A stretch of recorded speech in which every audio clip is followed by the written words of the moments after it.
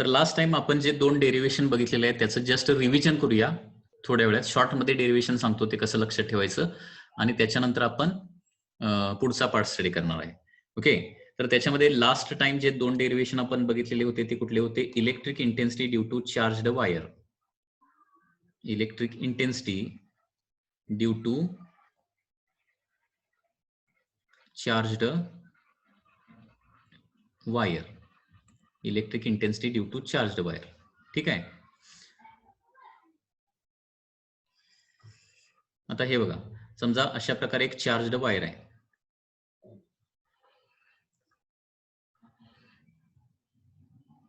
आणि या चार्ज वायरच्या ऍक्सिस पासून काय आहे? आर डिस्टन्सला एक पॉइंट पी आहे. तर या पी पॉइंटला असणारी इलेक्ट्रिक इंटेन्सिटी मला फाइंड आउट करायची आहे बाय युझिंग गॉस थेरम. लक्षात येतंय मी काय सांगतोय? गॉस थेरम वापरून फाइंड आउट करायचं. तर त्याच्यासाठी काय करायचं? अगोदर पी पॉइंट मधून पास होणारं एक गॉसियन सिलेंडर काढायचं आहे. पी पॉइंट मधून पास होणारं एक गॉसियन सिलेंडर काढायचं आहे की ज्याची लेंथ किती असेल? एल असेल. ठीक आहे. आता या डेरिव्हेशन मध्ये लागणाऱ्या सगळ्यात महत्वाची टर्म लागणारी कुठली आहे? लॅम्बडा. लॅम्बडा म्हणजे काय असतं? लिनियर चार्ज डेन्सिटी असतं. Linear charge density. आपल्याला काय फाइंड आउट करायचं लक्षात येते ना? पी पॉइंटला इलेक्ट्रिक इंटेन्सिटी किती असेल ते फाइंड आउट करायचं आहे. लॅम्बडा म्हणजे linear charge density. Okay, so lambda म्हणजे काय येणार आहे? Charge per unit length. Linear charge density म्हणजे चार्ज पर युनिट लेंथ ना, अँड देअरफॉर चार्जचा फॉर्म्युला काय येतो? इथं लॅम्बडा इंटू एल येतो. हा फॉर्म्युला अगोदर काढा. ठीक आहे. त्याच्यानंतर आता काय करायचं आहे? गॉस थेरम वापरायचा आहे. Gauss theorem. तुम्हाला गॉस थेरमचे जे ऍप्लिकेशन आहेत त्याच्यामध्ये काय करायचं आहे? काय करायला सांगितलंय? 2 वेळा मॅग्नेटिक फ्लक्स काढायचा आहे. First by using Gauss theorem and second by using integration. 2 वेळा गॉस थेरम इलेक्ट्रिक फ्लक्स काढलं की तुम्हाला काय मिळतं? डायरेक्टली इलेक्ट्रिक इंटेन्सिटीचा फॉर्म्युला मिळतो. आता गॉस थेरम काय सांगतो? Flux is equal to 1 by epsilon naught times charge inside this Gaussian cylinder. आता या गॉसियन सिलेंडरच्या आतमध्ये चार्ज किती असणार आहे? तो काढायचा आहे. किती असणार आहे? लॅम्बडा इंटू एल ना, कारण गॉसियन सिलेंडरची लेंथ किती आहे? एल आहे. तर एल लेंथ मध्ये किती चार्ज असणार? इथून इथपर्यंतचा चार्ज. इथून इथपर्यंतचा जो काही चार्ज असेल तो चार्ज असणार आहे. त्याला काय म्हणणार आपण? Lambda L. हे झालं by Gauss theorem. Very simple. आणि आता बाय इंटिग्रेशन काढायचं आहे. Okay, by integration.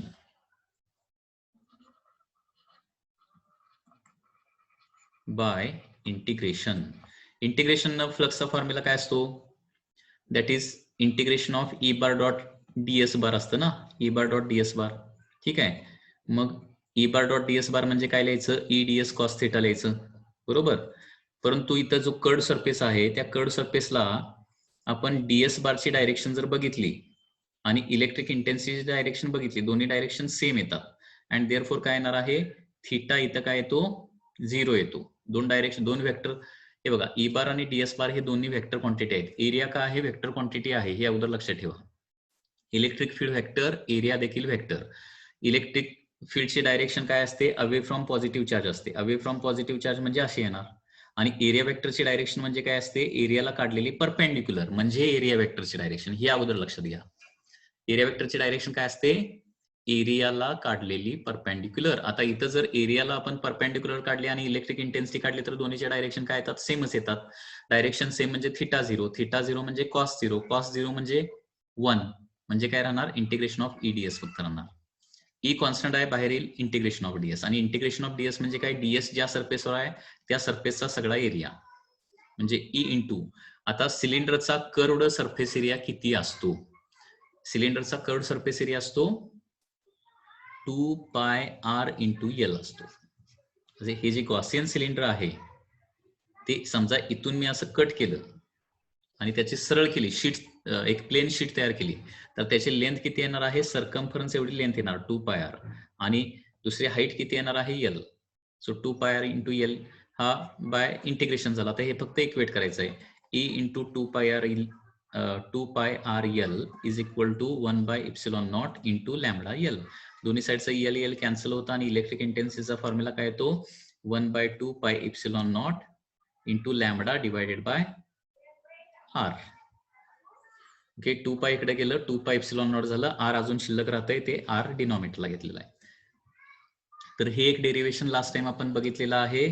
जर कुणाला आणि डाऊट असतील तर ते व्हिडिओ व्यवस्थित बघा. त्याच्यामध्ये काय केलेलं आहे अगदी व्यवस्थित ते डेरिव्हेशन लिहिलेलं आहे. ओके खूप इझी डेरिव्हेशन आहेत आणि खूप इम्पॉर्टंट डेरिव्हेशन आहेत. हे एक्झामला येतात कंपल्सरी लक्षात घ्या. त्याच्यानंतर electric intensity due to charge wire झालं ना. आता काय करायचं आहे इलेक्ट्रिक इंटेन्सिटी. बरं याच्यामध्ये कुणाला काय डाऊट आहे का जरा बघा वाचून बघा पुन्हा एकदा. त्याच्यानंतर काय बघितलंय electric intensity due to charged sheet. Okay charged sheet ठीक आहे. याचं डेरिव्हेशन देखील बघा. याच्यामध्ये काय केलेलं होतं अशा प्रकारे एक इनफायनाइट शीट काढलेली होती. Okay like this there was an infinite sheet.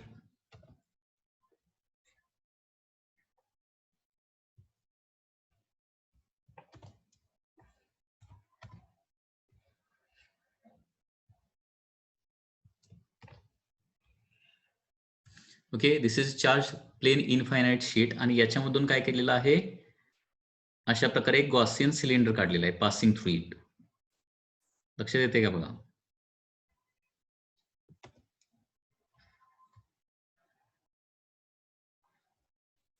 ठीक आहे. आता सपोज इथं काय आहे सगळ्यात महत्वाची टर्म काय आहे सिग्मा घ्यावं लागतं. सिग्मा म्हणजे काय चार्ज पर युनिट एरिया. म्हणजे ए एरियावर चार्ज किती असणार आहे सिग्मा इंटू ए. हे सुरुवातीला अगोदर काढावं लागेल. त्याच्यानंतर by Gauss theorem. By Gauss theorem काय येणार बघा by Gauss theorem. By Gauss theorem काय येणार आहे electric flux is equal to 1 by epsilon naught times charge inside this Gaussian cylinder. हे काय आहे गॉसियन सिलेंडर आहे तुमचं. याच्या आतमध्ये असणारा चार्ज आतमध्ये म्हणजे एवढाच चार्ज लक्षात घ्या. एवढ्या सरफेसवर असणारा चार्ज किती असणार सिग्मा इंटू ए. झालं हे तुमचं झालं इक्वेशन 1. म्हणजे बघा किती इझी डेरिव्हेशन्स आहेत. त्याच्यानंतर काय अल्सो बाय इंटिग्रेशन काय येतं phi is equal to integration of E bar dot DS bar येतं ना. आता हे जे सिलेंडर आहे ना याला काय आहे 2 प्लेन सरफेस आहेत साईडला आणि मध्ये काय आहे असा कर्व्ड सरफेस आहे. त्याच्यामुळे इथं काय करावं लागेल दोन्ही सरफेसवर वेगळे वेगळे इलेक्ट्रिक फ्लक्स काढावं लागेल. एक प्लेन सरफेसवर आणि दुसरं कर्व्ड सरफेसवर. म्हणजे हे साईडचे हे झाले प्लेन सरफेस तुमचे दोन्ही साईडला जे आहे ते झाले प्लेन सरफेस आणि हा मध्ये काय असणार आहे तुमचा कर्व्ड सरफेस असणार आहे. म्हणजे टोटल सिलेंडरवरचा इलेक्ट्रिक फ्लक्स म्हणजे कर्व्ड सरफेसवरचा फ्लक्स प्लस प्लेन सरफेसवरचा फ्लक्स ना. कारण गॉसियन सिलेंडर कम्प्लिटली क्लोज्ड असतो सगळे सरफेस घ्यावे लागणार आपल्याला. आता बघा कर्व्ड सरफेसला आपण जर म्हणजे डीएस बारची डायरेक्शन काढली डीएस बार म्हणजे त्या एरियाला काढलेली परपेंडिक्युलर ही अशी येणार आणि इलेक्ट्रिक फील्डची डायरेक्शन कशी असते अवे फ्रॉम पॉझिटिव्ह चार्ज असते अशी येणार. म्हणजे इथं हे बघा फ्लक्स ऑन कर्व्ड सरफेस काय येणार आहे integration of E DS cos of 90 येणार ना. कारण थिटा म्हणजे काय असणार आहे E bar dot DS bar म्हणजे ई डीएस कॉस थिटा असतं आणि थिटा किती येतो 90 डिग्री येतो कर्व्ड सरफेसला. म्हणजे कर्व्ड सरफेसवर फ्लक्स ऑटोमॅटिकली 0 येतं आणि प्लेन सरफेसवर काय होणार आहे flux on the plane surface is equal to integration of E into ds into cos of 0 येतं. 0 का कारण या प्लेन सरफेसला मी जर परपेंडिक्युलर काढली तर ही अशी येणार आणि इलेक्ट्रिक फील्डची direction away from the positive charge असते. इलेक्ट्रिक फील्डची डायरेक्शन आणि डीएस बारची डायरेक्शन दोन्ही डायरेक्शन सेम यायला लागलेत त्याच्यामुळे थिटा 0 येणार आणि त्याच्यामुळे फ्लक्स काय येणार आहे over the plane surface that is integration of E ds फक्त राहणार. त्याच्यामुळे टोटल फ्लक्स बघा कर्व्ड सरफेसवरचं किती आलं 0 प्लस प्लेन सरफेसवरचं किती आलं integration of E ds plane surface. ठीक आहे.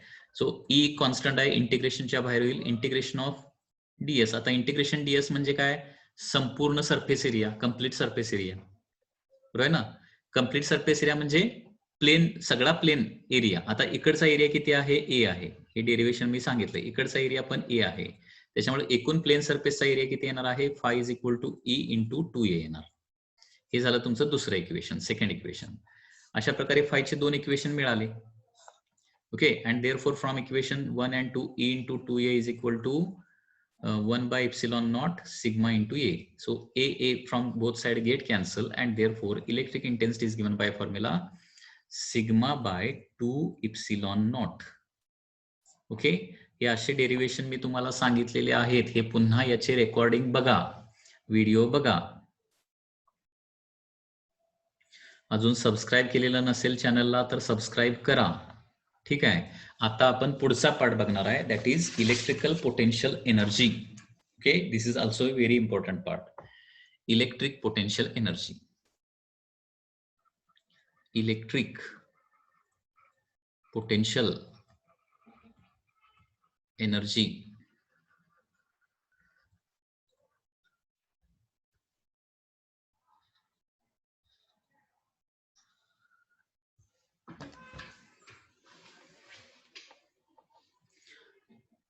आता इलेक्ट्रिकल पोटेन्शियल एनर्जी म्हणजे नेमकं काय आहे लक्षात घ्या.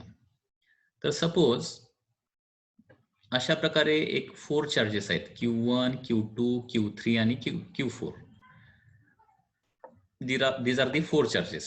मी काय सांगतो व्यवस्थित लक्ष द्या. इलेक्ट्रिक पोटेन्शियल एनर्जी म्हणजे नेमकं काय असणार आहे. तर सपोज या ठिकाणी काय आहे, एक सिस्टीम ऑफ 4 चार्जेस आहेत. 4 किती असू शकतात, 2 असू शकतात, 3 असू शकतात. म्हणजे इलेक्ट्रिकल पोटेन्शियल एनर्जी कधी निर्माण होते, पहिली गोष्ट म्हणजे ज्यावेळी एका ठिकाणी 2 किंवा 2 पेक्षा जास्त चार्जेस येतात तेव्हा इलेक्ट्रिकल पोटेन्शियल एनर्जी निर्माण होते. पुन्हा एकदा मी काय सांगतोय बघा, एखाद्या ठिकाणी 2 किंवा 2 पेक्षा जास्त चार्ज एकमेकांच्या जवळ आले, म्हणजे काही डिस्टन्सवर येऊन थांबलेले असतील, तर काय होणार आहे, तिथं इलेक्ट्रिकल पोटेन्शियल एनर्जी निर्माण होणार. ही इलेक्ट्रिकल पोटेन्शियल एनर्जी का निर्माण होणार, तर लक्षात घ्या, या सगळ्या चार्जेसला त्यांच्या रिस्पेक्टिव्ह लोकेशन्सला आणून ठेवण्यासाठी, म्हणजे Q1 ला A या ठिकाणी आणून ठेवायचा आहे, Q1 ला A या ठिकाणी आणून ठेवायचा आहे, Q2 ला B या ठिकाणी आणून ठेवायचा आहे, Q3 ला फॉर एक्झाम्पल C या ठिकाणी आणून ठेवायचा आहे, आणि Q4 ला D या ठिकाणी आणून ठेवायचा आहे. सुरुवातीला इथं हे चार्जेस नव्हते.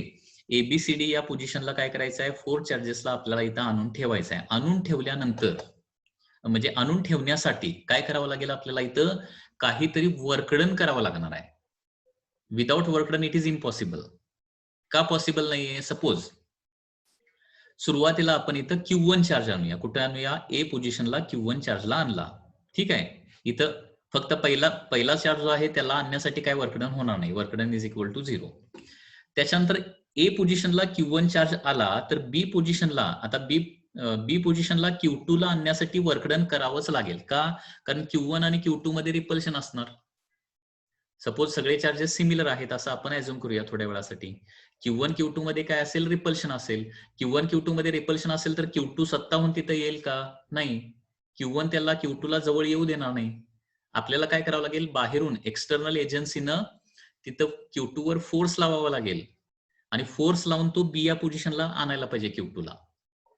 आता फोर्स लावला आणि डिस्प्लेसमेंट झाली तर काय होणार, force into displacement, work done होणार आहे. लक्षात येत आहे.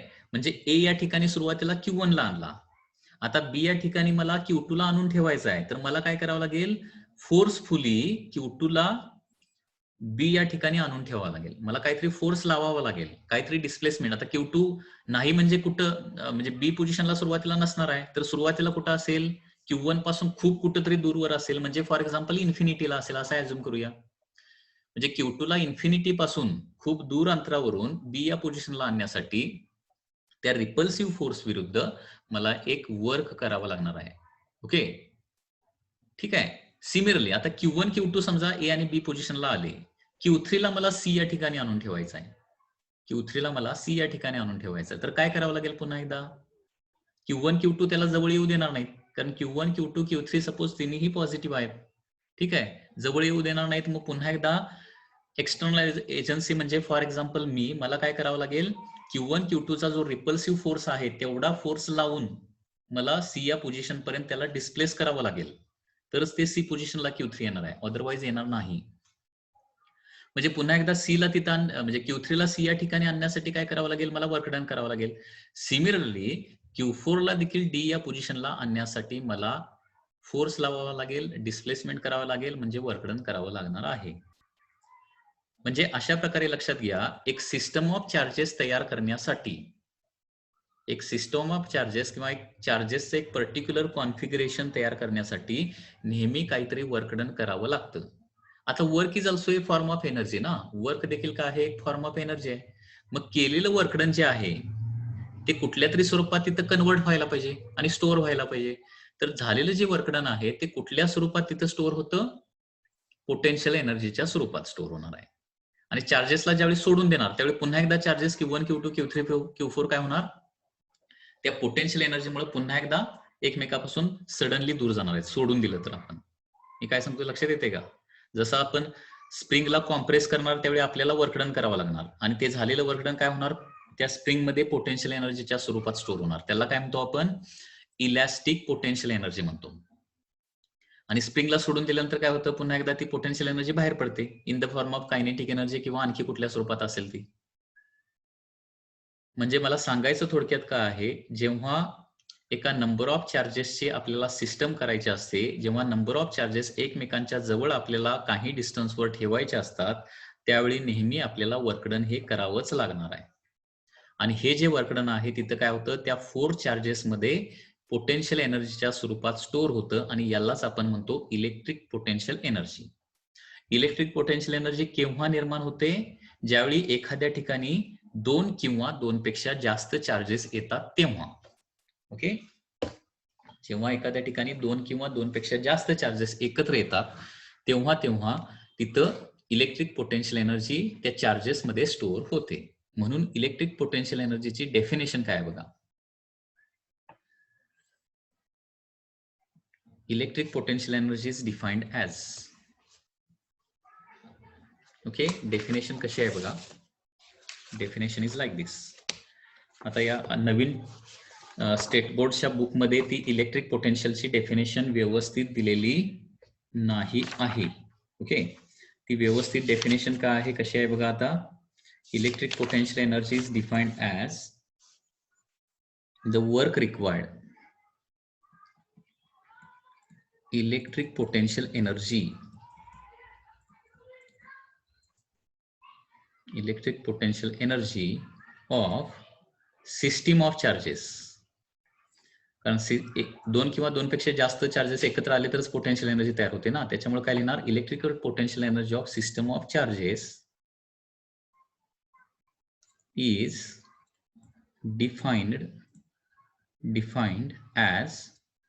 defined as work required or work done, defined as work done to assemble.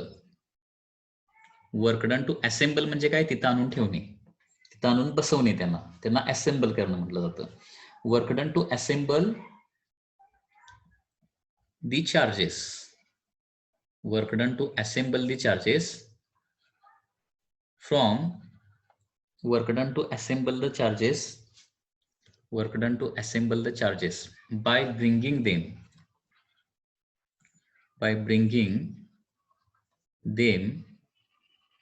from infinity to present location. ठीक आहे, ही डेफिनेशन आहे याची, ही तुम्हाला पाठ करावी लागेल. लक्षात घ्या, इलेक्ट्रिकल पोटेन्शियल एनर्जी म्हणजे थोडक्यात वर्क डन आहे. ठीक आहे, work done, it is nothing but a work done. कसलं work done, work done to assemble the charges, म्हणजे चार्जेसला तिथं आणून बसवण्यासाठी जे काय वर्क डन होणार आहे त्याला इलेक्ट्रिकल पोटेन्शियल एनर्जी म्हणणार. आणि चार्जेसला कुठून आणायचं आहे, इन्फिनिटी पासून त्यांच्या प्रेझेंट लोकेशनला, म्हणजे एबीसीडीला. आता इथे इन्फिनिटी वर्ड का वापरलाय, कारण सुरुवातीला चार्जेस तिथं नव्हते, म्हणजे कुठं होते, ते खूप कुठेतरी दूर अंतरावर होते असं आपण ऍझ्युम करतोय. खूप दूर अंतरावर, म्हणजे त्याला काय म्हटलेलं आहे, इन्फिनिटी असा वर्ड वापरलेला आहे. So electrical potential energy of system of charges is defined as work done to assemble the charges, work done to assemble the charges. हा याच्यामध्ये महत्वाचा सेंटेन्स आहे, work done to assemble the charges by bringing them from infinity to the present location, by bringing them from infinity to present location. Textbook मध्ये ही definition तुम्हाला सापडणार नाही. Okay, ती डेफिनेशन जी आहे ती तयार करण्यात आलेली आहे आणि टेक्स्टबुक मध्ये जे सांगितलंय त्याच्यावरूनच ती तयार केलेली आहे. ठीक आहे, सो देअरफोर इथं काय लिहिणार बघा, चेंज इन पोटेन्शियल एनर्जी किंवा just potential energy is equal to काय असणार आहे, थोडक्यात वर्क डन असणार आहे. Work done, change in potential energy is equal to work done. त्याच्यामुळे मी असं लिहू शकतो du is equal to w. du is equal to w लिहिणार मी. आणि त्याच्यानंतर du इज इक्वल टू, आता वर्कडनचा फॉर्म्युला तुम्हाला माहित आहे. Work done is a dot product ना. कशाचं डॉट प्रोडक्ट असतं, फोर्स आणि डिस्प्लेसमेंटचं डॉट प्रोडक्ट असतं. So dw is equal to f bar dot s bar असतं, तर त्याच्याऐवजी काय लिहिणार आहे, dr bar, f bar dot dr bar. And therefore du चा फॉर्म्युला काय येणार आहे, f bar dot dr bar येणार. ओके, कारण du is equal to w ना, आणि हा w चा फॉर्म्युला इथं मी लिहिलाय. ओके, पुन्हा एकदा बघा काय काय मी लिहितोय, पुन्हा एकदा बघा व्यवस्थित. हे बघा, पोटेन्शियल एनर्जी म्हणजेच वर्क डन, हे तर आपल्या डेफिनेशन वरून लक्षात येते. पोटेन्शियल एनर्जी किंवा चेंज इन पोटेन्शियल एनर्जी म्हणजे वर्क डन असतं. So du is equal to काय येणार आहे, w येणार आहे. बट वर्क डन इज काय असतं, dot product of force and displacement. So w is equal to f bar dot dr bar. डिस्प्लेसमेंटला s बार पण वापरतो किंवा dr बार वापरतो, हे लक्षात घ्या. dr बार म्हणजे काय, r2 bar minus r1 bar, final position minus initial position ना, त्याला dr म्हणायचं, त्यालाच डिस्प्लेसमेंट म्हणायचं. सो देअरफोर काय येणार आहे, du is equal to w म्हणजेच काय आलेला आहे, f bar dot dr bar आलेला आहे. जे पोटेन्शियल एनर्जी म्हणजेच काय असणार आहे, वर्क डन असणार आहे. हे du म्हणजे हे स्मॉल वर्क डन आहे ऍक्च्युली. सो du म्हणजे काय, small potential energy actually. So total potential energy काढायचं असेल तर तुम्हाला काय करायचं माहिती आहे. So therefore total potential energy is integration of काय येणार आहे, f bar dot dr bar येणार आहे. ओके, सो इलेक्ट्रिकल पोटेन्शियल एनर्जीचं जे कन्सेप्ट आहे ती इथून स्टार्ट होते. ही डायग्राम काढायची काही गरज नाही, इथून स्टार्ट होते आणि इथंही एंड होते. ओके, म्हणजे हा एक बेसिक फॉर्म्युला आहे, बेसिक फॉर्म्युला फक्त आहे पोटेन्शियल एनर्जीचा. आता आपल्याला एक डेरिवेशन बघायचं आहे, potential energy of system of two charges only. म्हणजे दोनच चार्जेस जर एकमेकांच्या जवळ असतील तर त्यांची पोटेन्शियल एनर्जी किती असेल, त्याचा एक स्टँडर्ड फॉर्म्युला आपल्याला फाइंड आउट करायचा आहे आता. ठीक आहे, तर बघा, potential energy okay, expression for the potential energy of system of two charges.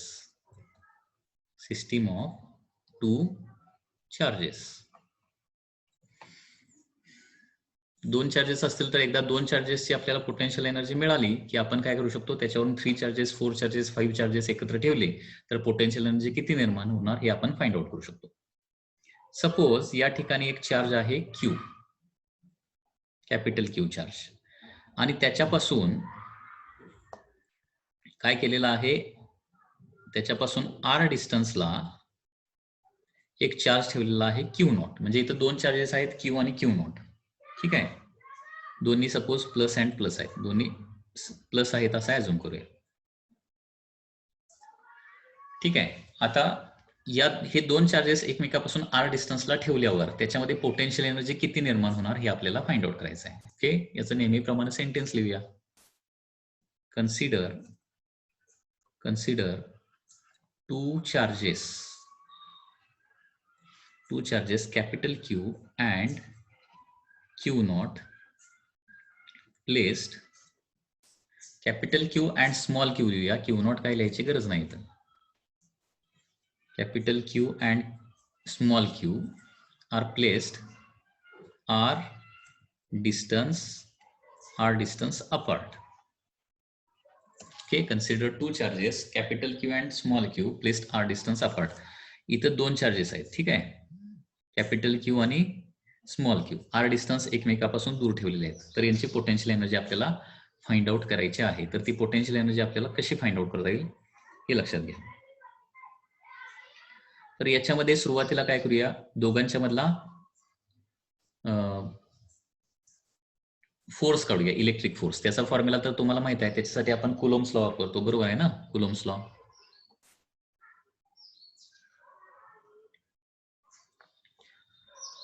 we know that force between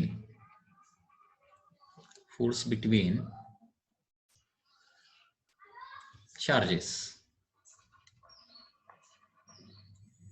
Q and Q not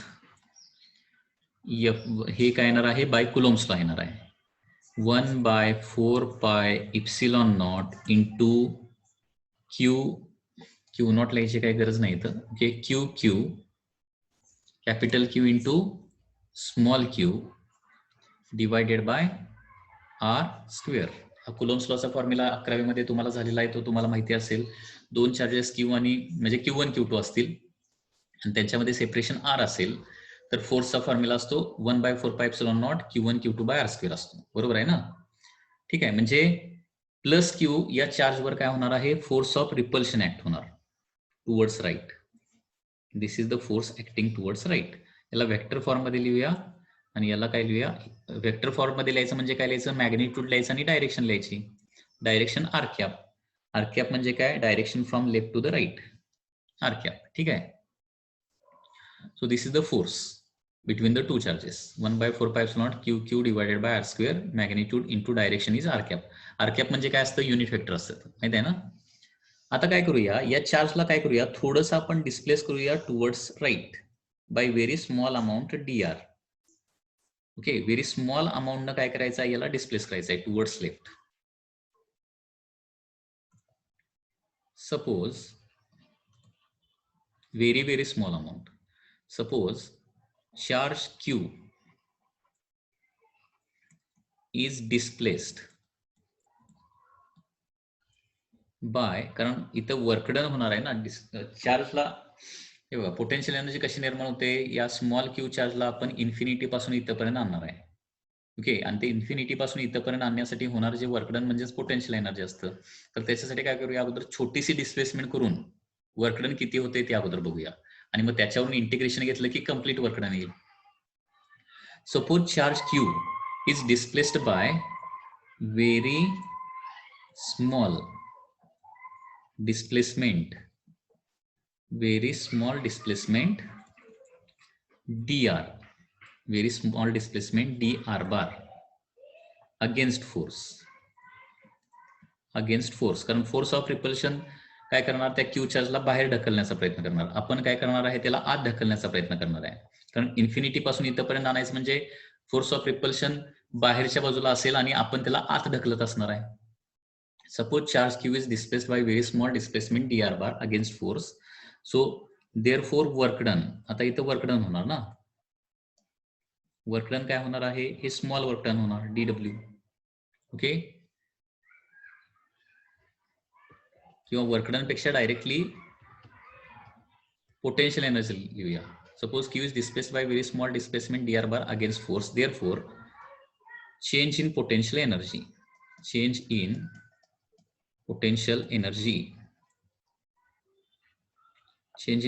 energy हा फॉर्म्युला अगोदर बघितलाय ना तोच फॉर्म्युला लिहूया.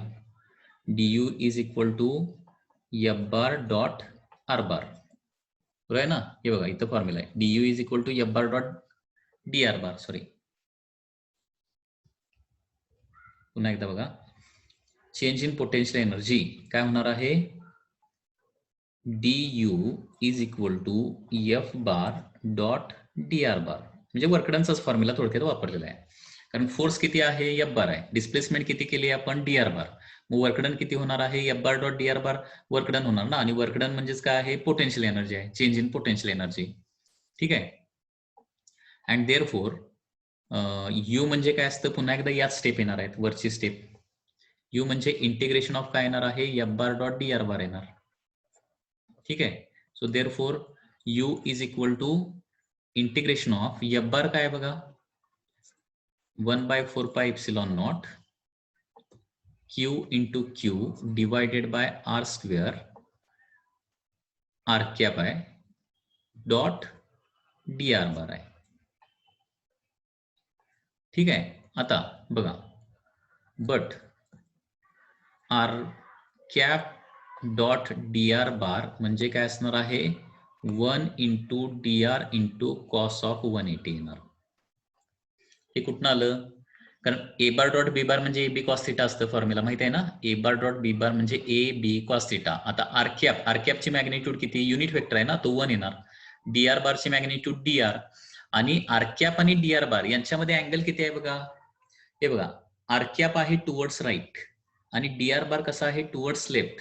तर आरकॅप आणि डीआर बार यांच्या डायरेक्शन एक्झॅक्टली अपोजिट आहेत. एक्झॅक्टली अपोजिट म्हणजे अँगल किती? 180 डिग्री. म्हणून हे असं लिहिलंय. लक्षात येते का बघा. ह्या जरा स्टेप्स आहेत त्या व्यवस्थित तुम्हाला लक्षात ठेवाव्या लागतील. सो देअरफॉर आरकॅप डॉट डीआर बार हे तुमचं काय येणार आहे? -1 येणार. कारण cos 180 म्हणजे -1 ती व्हॅल्यू ठेवतो. अँड देअरफॉर पोटेन्शियल एनर्जी येणार आहे integration of 1/4 pi epsilon naught. Sorry, minus sign पुढे घेतो. -1/4 पाय एप्सिलॉन नॉट किंवा ऍज इट इज तिथं -1 ब्रॅकेट मध्ये लिहितो. Integration of 1/4 pi epsilon naught Q divided by R square into -1. आता जे कॉन्स्टंट आहेत, सॉरी -1 इंटू डीआर लिहायचं राहिले की, सॉरी -1 इंटू डीआर.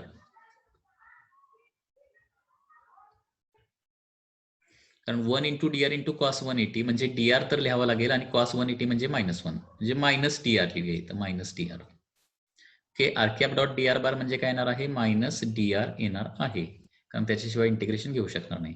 आता जे जे कॉन्स्टंट आहे ना ते बाहेर काढूया. मायनस साइन आणि 1/4 पाय एप्सिलॉन नॉट बाहेर येईल. कॅपिटल क्यू स्मॉल क्यू देखील बाहेर येणार. ओके, आणि इंटिग्रेशन मध्ये काय येणार आहे? 1/r² dr राहणार. 1/r² dr. आता 1/r² dr चं इंटिग्रेशन काय येतं? आता याला लिमिट्स पण द्यावे लागतील. इंटिग्रेशन म्हणजे लिमिट्स द्यावे लागतात. लिमिट्स काय येणार आहे? आपण चार्जला सपोज R1 पासून काय करतोय? R2 पोझिशन पर्यंत डिस्प्लेस करतोय. तर R1 R2 हे काय येणार आहेत? लिमिट्स येणार आहेत. R1 R2 हे सगळीकडे लिहावे लागतील. R1 R2. So Q into Q as it is. Integration येणार आहे -1/r. 1/r² चं इंटिग्रेशन काय असतं? इंटिग्रेशनचे स्टँडर्ड फॉर्म्युले आहेत बघा, त्याच्यामध्ये बघा 1/r² dr चं इंटिग्रेशन येतं -1/r. Limits R R1 to R2. म्हणजे सुरुवातीला अप्पर लिमिट ठेवावं लागेल आणि त्याच्यानंतर लोअर लिमिट ठेवावं लागेल. अँड देअरफॉर ऍक्च्युली हे चेंज इन पोटेन्शियल एनर्जी येणार आहे सगळं. Okay, so potential energy is equal to, हे मायनस मायनस आता प्लस होईल, 1/4 pi epsilon naught capital Q into small Q in bracket -1/r2 minus minus plus 1/r1. सुरुवातीला upper limit ठेवायचं, minus त्याच्यामधून